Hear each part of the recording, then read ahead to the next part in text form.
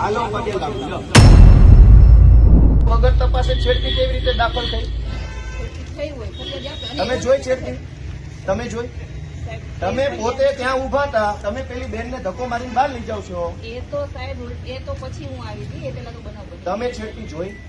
ત્યાં છેડતી કરવા ગયા હતા લોકો? બનાવ બની ગયો. હું શું કહું, છેડતી કરવા ગયા હતા ત્યાં? એ છેડતી કેન્દ્ર છે? એ કોલેજ છે તો ત્યાં છેડતી કરવા ગયા? કોલેજ છે? કોલેજ છે? આ કોલેજિયન છે? તો ટેકાના ભાવની ખરીદી કરનારા લોકો ખેડૂત પાસેથી પૈસા માંગે છે, એના માટે થઈને કોઈ એમને જાણ કરી, તો આનું શું છે? આમાં એફઆરઆઈ થઈ ગઈ. એક મિનિટ, તમે એમ કહો જ્યાં રજૂઆત કરવાનો એને કરો.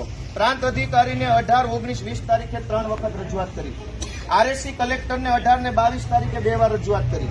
કલેક્ટર સાહેબને 24 તારીખે મેં રજૂઆત કરી. 24 તારીખે સીઈઓને રજૂઆત કરી અને 24 તમને એફઆઈઆર આપી. હજુ તમે એમ કહો રજૂઆત કરો તો ગુંડા તમને રજૂઆત કરવા આવ્યા હતા? બેન, ભગવાનથી ડરો, ભગવાનથી ડરો. તો ધીમે એટલે પણ હું કઈ ખાઈ ગયો? તમે અમને ઉપર ખોટા આરોપ મૂકો. બેન, તમે છેડતીનો આરોપ કેવી રીતે લગાવ્યો ના ઉપર? હાલો પગે લાગુ લો. છેડતીનો આરોપ કેવી રીતે કર્યો? કેવી રીતે છેડતી કરી હમણે? નહીં, કેવી રીતે છેડતી કરી હમણે? છેડતી